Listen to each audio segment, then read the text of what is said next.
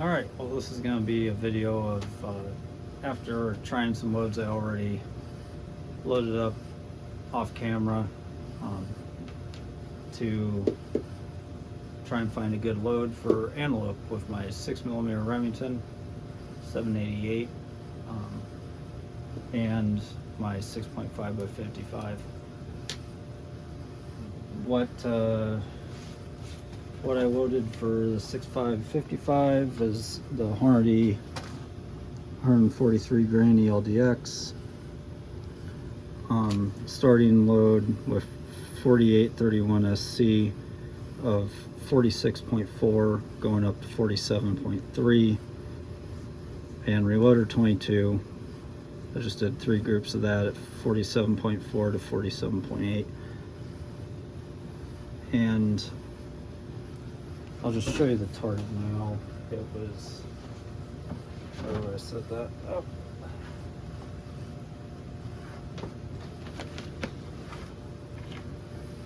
It was horrible. Is this no?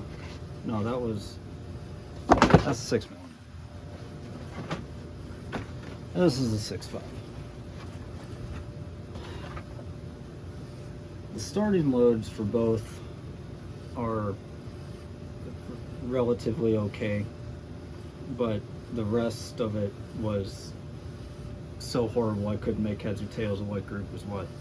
So big old question mark on all of that. The only ones that I could get a measurement on were these two, but this one you can tell is a group, and I might just have some vertical string, and it might be that one up there. That one's okay. I could try finding something on the lower end, but for the amount of time we're going hunting in a couple of months, less than 2 months, I don't have time to try and figure out anything for the 6.5, so it's off the table. But the 6mm, what I did was I loaded Varget and H4350. I got my charge weights off the Hodgkin website.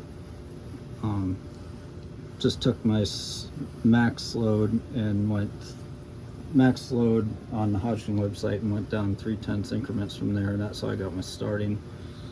So started with 39.1 Varget going up to 40, 46, 44.6 with H4350 up to 45.5, and I got pretty decent numbers. Not exactly the velocities I was expecting, but with the, I'll show you the target first. So my best groups were on the upper end with 4350. Everything else was meh. Varget, my best group, was the lowest, but a whole bunch of vertical stringing, and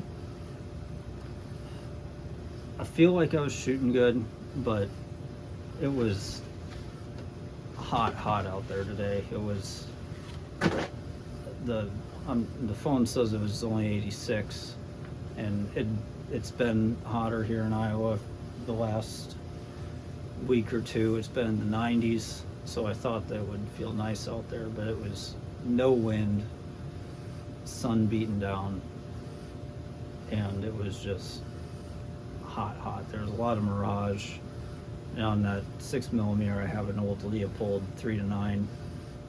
Couldn't see the target very well. Couldn't see a target very well through my SIG scope on that 6.5 either, but either way, I felt like I was shooting good. Like everything felt good.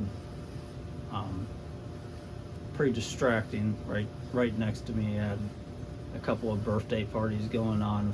Guys shooting, full semi and just mag dumping with. They had some pretty cool guns out there. It was It's a fun group of guys. They were really nice, but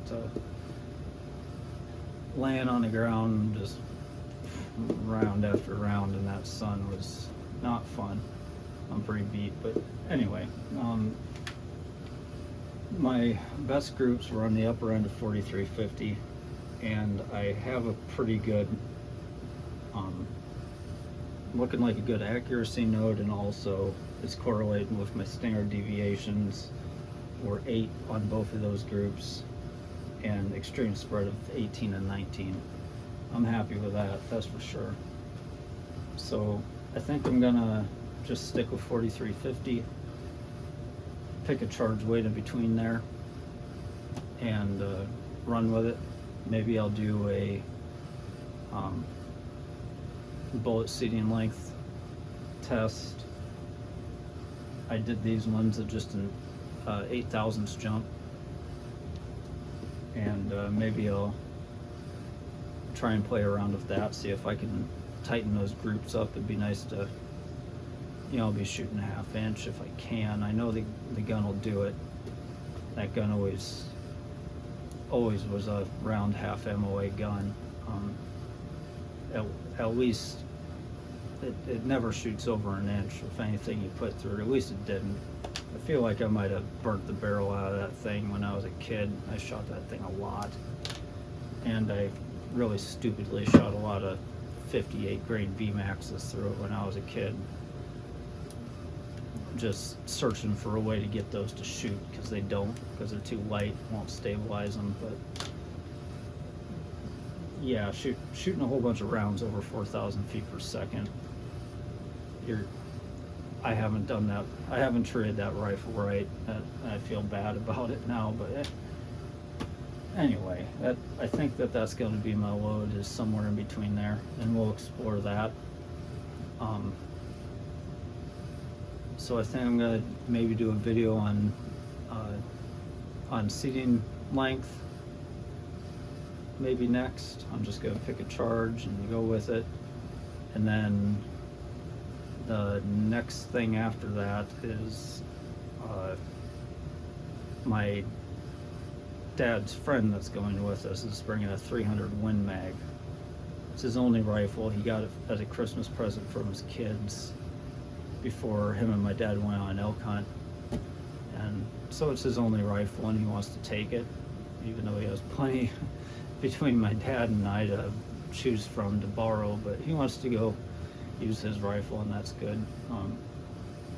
He tried shooting some factory loads, found some 150 grain factory loads that are advertised as deer rounds, and they were spreading everywhere. He said they couldn't get, they're all like that 7 to 9 inch range. I think some of them were loaded with Barnes bullets, and those were the worst. But he's done fooling around with that. Spent a lot of money on factory ammo, and it's not shooting good. So I told him to give it to me. I've got some, what are they? Just some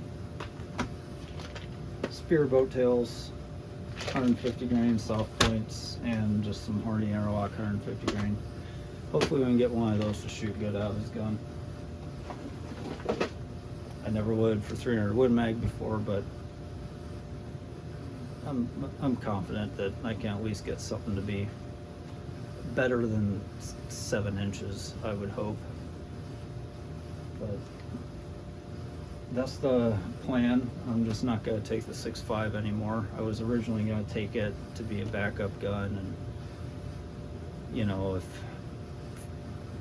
just in my brain thinking for some reason we weren't going to be able to get close to them, and like last day of the hunt, like maybe I would take it out in case I had to take a long range shot or something like that. But from what I'm hearing for the area we're going and stuff, getting on antelope's not going to be a problem, and I don't think that that's a very feasible thing or a good reason to take another gun along. I don't think having a backup gun's not necessary. That having a good load shoot through that 6mm, and it's not like I can really reach out and touch something further with that 6.5, and my skill level anyway, where I'm at, I'm an inside 400-yard comfortable shooter anyway, and that's perfectly capable of doing that. There's really not that much difference ballistically inside that, so it's like that rifle was a pipe dream of, like, maybe I need to take a crazy long shot or something like that, and I wouldn't do it anyway, so I don't know why I was even thinking that. But anyhow, that's what I'm gonna do next. I'm probably just gonna do my brass prep and load up some more rounds and do a seating length test with the 6mm, and then have some fun with the 300 Win Mag. See how that goes.